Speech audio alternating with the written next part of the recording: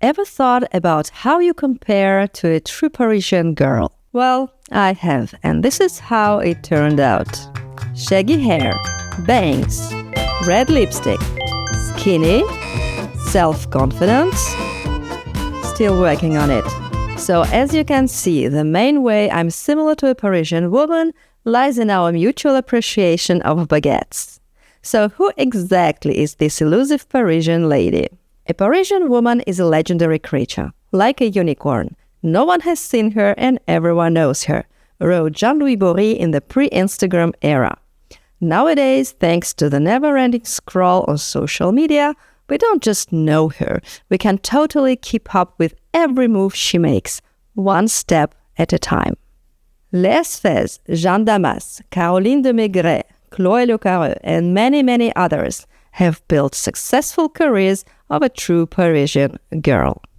And it's not just locals who are surfing on the wave of Parisian chic.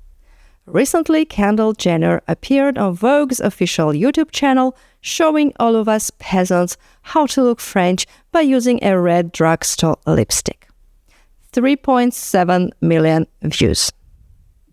In 2024, a Parisian is posing in front of an Haussmannian building, is strolling on high heels, is effortlessly lounging on a Pierre Paulin chair. She's blonde, brunette, a redhead. She's quite versatile actually, but there are a few things about her that never change. She never gains weight, she's ageless, her skin is flawlessly white, her legs go on for days, her sense of style is always on point, and she's definitely not short on cash. So, what's the secret recipe for being a real Parisian girl? The essence of Paris was first captured in a feminine form back in 1900 during the Universal Exhibition in Paris. This is the same event that gave us the Eiffel Tower, the Lyon train station, the Grand Palais, the Petit Palais, the Orsay train station, which is now the Orsay Museum, and the Bridge Alexandre III. However, unlike these architectural gems, the image of a Parisian woman has survived only in photos. Yet in 1900, a huge 6-meter statue called La Parisienne is the highlight of the Universal Exhibition gates at the Place de la Concorde. Let's take a closer look at the statue's attire. The color photography hadn't been invented yet, but we know that our Parisian lady is wearing a blue holiday suit from the fashion house of Jean Paquin. If you have never heard of the House of Paquin, it's perfectly normal. They've been out of business for about 80 years now. But back in the day, it's a big deal not just in France, but all over the world. Jean Paquin dresses the Rockefellers, the Vanderbilts, dancers of the Imperial Ballet of St. Petersburg, and plenty of other celebrities. Here's a picture of a bridal dress of Virginia Fair Vanderbilt, for example. Plus, she has a significant influence on Jeanne Lanvin and Coco Chanel. Ever heard of those two? Now let's go back to our lady from Paris. The message she's sending to the world is clear. Paris isn't just a fashion hub. Right here, on the banks of the Seine, there is the epicenter, the very essence of fashion. If you were a lucky visitor of the Paris exhibition, you would not want to miss a stand selling a magazine called La Mode Illustrée, a fashion magazine published from 1860 to 1937. The special issue provides instructions for creating a replica of that very Paquin blue coat. 3 francs for a pattern, and the total cost of the outfit is 37 francs and 50 centimes. To give you an idea of the prices, in 1900 a kilo of bread cost 50 centimes, which makes it about 12 centimes for a baguette. Unfortunately, I was unable to find the issue in question, but the magazines available in the archives are absolutely delicious as well. Hear what writes a journalist of that time. A Parisian woman stands out in elegance for all of life's events. She is characterized by modesty, taste, inherent nobility, and that indescribable quality found only in her, a blend of style and modernity, known as chic. Just like that, a stereotype is born. But before we get back to our era of scarlet berets and straw baskets, let's travel a bit further into the past. Imagine sitting at a cafe in Paris in the summer of 1890, people watching and sipping rosé. You suddenly notice a young fashionable girl. This young woman, clad in the latest fashion, is striding down the bustling Parisian street, turning heads. Congratulations, you've just met a midinette. The term midinette is a marriage of two words, midi, noon, and dinette, a light meal, and originally it refers to young women working in the fashion industry. Think milliners, hat makers, embroiderers, mostly working class from Montmartre or Belleville. They are limited in cash and don't have much time either, so their lunch breaks are short and are taken close to work, as shown in this photograph taken in the Tuileries Garden in 1902.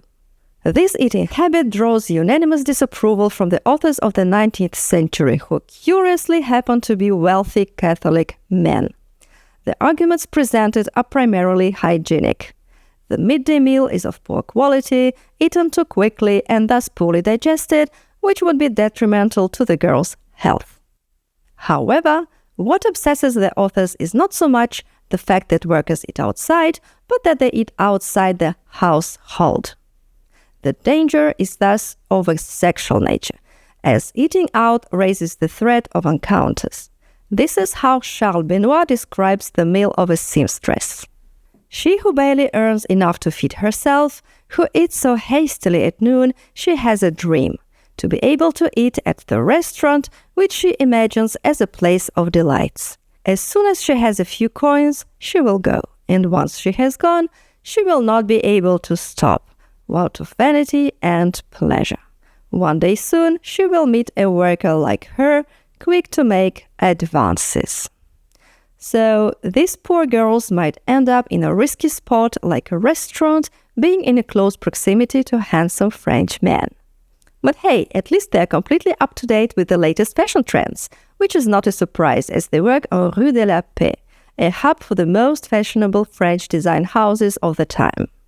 This is where wealthy women from around the world purchase Parisian designer outfits. The midinettes are thus at the heart of the very fashion world, and on top of that, they are able to replicate high-end outfits on a budget.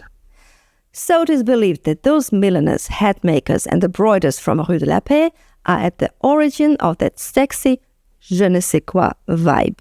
Let's now jump from early 20th century Paris to post-war Paris, a city scarred by Nazi occupation. After the war, fashion moves towards a more laid-back style, more suitable for an active lifestyle. Coco Chanel adds a touch of masculinity to women's fashion by introducing trousers, jackets, and sailor suits, les marinières. But here's the thing. The clothing styles may look simple, but they are made of some pretty pricey material. Obviously, not every French lady can afford Chanel. These clothes are more likely to be seen on ladies you'd meet on a yacht or a tennis court, rather than a subway. And you know who you might meet on the subway? Me. You might easily meet me on the Parisian subway. And this is how French chic is born, the chic which requires significant investment to achieve simplicity. It's a crucial element that continues to be a part of the Parisian woman's style today. Here's a quote from Garance Doré about modern French chic from her book Love, Style, Life. It is not customary to stand out in France. On the contrary, the desire to attract attention seems suspicious. This doesn't mean that the French woman ignores its issues of style and beauty.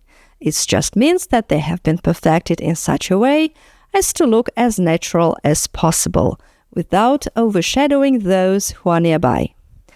That is why you will never see an abundance of bright colors, crazy hairstyles, or naked bodies on the streets of Paris. You might be wondering, Margarita, why bring up a Parisian woman when Garance is clearly talking about a French woman? Well, even though Garance Doré uses the term French woman, she's actually describing the image of a Parisian. So at some point, these words became synonymous. What's even more wild is that being a Parisian woman doesn't necessarily mean you have to be French. Jane Birkin, Anna Karenina, Jean Zyberg, they'd probably be like, yeah, totally. I mean, is there anything more Parisian than Jane Birkin's straw basket, carefree bangs, or going braless? So here's the thing. A Parisian could very well be a foreigner, but someone from province or, God forbid, a resident of the suburbs known as the banlieue will never quite attain that Parisian woman status. When my friend bought an apartment in the suburbs of Paris using her own salary, her Parisian colleagues teased her with, "Oh, now you'll have to cross La Périphérique every day." La Périphérique is a ring road that borders Paris, and crossing its boundary is apparently the most terrifying thing for a true Parisian. So yes, a Parisian woman has an amazing sense of style, but that's just one of her many aces up her sleeve. Take Claire Chazal, Brigitte Macron, Anne Hidalgo, all the fashion magazine editors. Indeed, all successful Parisians are extremely slim. Being lean is associated with success, an accomplished career, and self-discipline. It's also considered a significant social symbol. A slim woman must surely have the resources for all the high-quality organic food and the time to lead an active lifestyle. But rest assured, Parisian ladies are just like us. They gain weight and they're certainly not born with some magical genes. Yet, under the influence of that effortless chic culture, they're expected to maintain a slender figure seemingly without trying, and certainly not due to any hidden exercise or diet. Here's what a French journalist, Alice Pfeiffer, writes in her book Je ne suis pas Parisienne. I'm not a Parisian. One actress, referring to a girl with non-standard size, asked me to help her find a dress for the Cannes Film Festival. I turn to brands that occupy an inclusive niche. They clearly tell me no, this is not the image we're striving to convey. Moreover, she's from the suburbs. She accumulates. Sorry.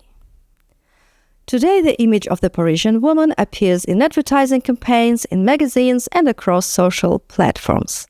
Endless variations of Jane Birkin are looking at us from the ad posters of Louis Vuitton, Celine, Maje, and even H&M.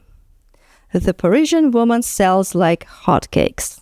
There are tons of books out there like How to be Parisian Whenever You Are, French Women Do Not Sleep Alone, French Women Do Not Get Fat, and these are just the tip of the iceberg. Now let's talk about French influencers. They are crafting a business literally out of thin air, or should I say, out of the myth of a Parisian woman. Take Jeanne Damas, for instance. With 1.5 million followers on Instagram, she publishes a book, À Paris, and then launches her own clothing and cosmetics brand, Rouge, that truly radiates Parisian charm. Here you'll find loads of floral dresses, vintage silhouettes, and of course, straw baskets. It's pretty much a time machine back to the 50s. Then there's Léa Fez, the granddaughter of an American model, Wallis Franken. She's got 1 million followers and is regularly featured in glossy magazines. She has also launched an online platform dedicated to decor, the Oblist. Chloé Le Carreux, 483,000 subscribers, launches her brand of swimsuits, Bleu de Vous. And Anne Lormé is behind the Musée Paris brand. A Parisian is considered a style icon, super sophisticated, with perfect kids, not an ounce of extra weight, and she doesn't even have to worry about blackheads or oily skin. But she's got another trick up her sleeve. She is white. When I moved to France in 2002, people would say, "You'll have an easy time fitting in because you have light skin." And I was like, wait, there's racism in France? Isn't it supposed to be super multicultural? Fast forward to 2024, and what's changed? Not much, honestly. During Paris Fashion Week, there are hardly any black models, and the editor of French Glamour openly says that magazines with black faces on the cover don't sell well. Meanwhile, in 2021, about 7 million people living in France were immigrants, which means, I quote, people born foreigners abroad. And that's from the French National Institute of Statistics and Economic Research. So immigrants make up almost 10% of the French population, and that's only counting people born abroad. If we include the children born from immigrants, the number would be even higher.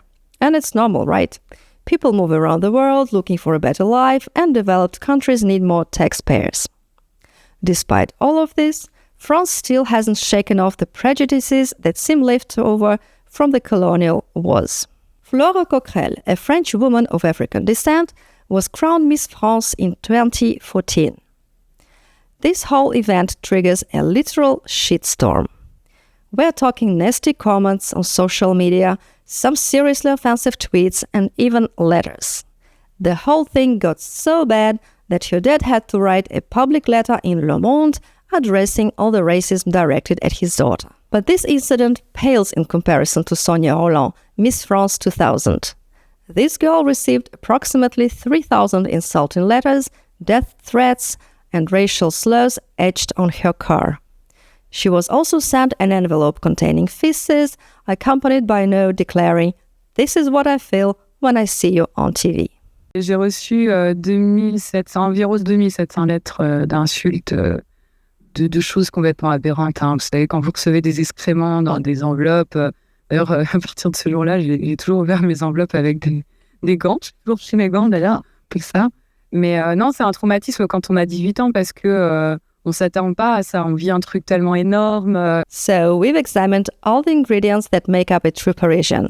And now we can mix Parisian chic ourselves in a saucepan. But the question still remains. What does an everyday French woman look like? Someone who isn't overly thin, has average income, perhaps dark skin, and maybe even an accent. After all, there is a lot of us out there, living our lives, commuting to work, sharing laughs over the office coffee machine, and running to get our kids from daycare before the doors close. We are the real, far from perfect, Parisians. Do we see ourselves represented anywhere? When you think of a Parisian, who comes to your mind? Let's start a little social experiment here, and I'll share the results later. Bye for now, everyone. If you've enjoyed this video and want to learn more about French culture, don't forget to hit that like button and subscribe to my channel. I've got some more surprises up my sleeve.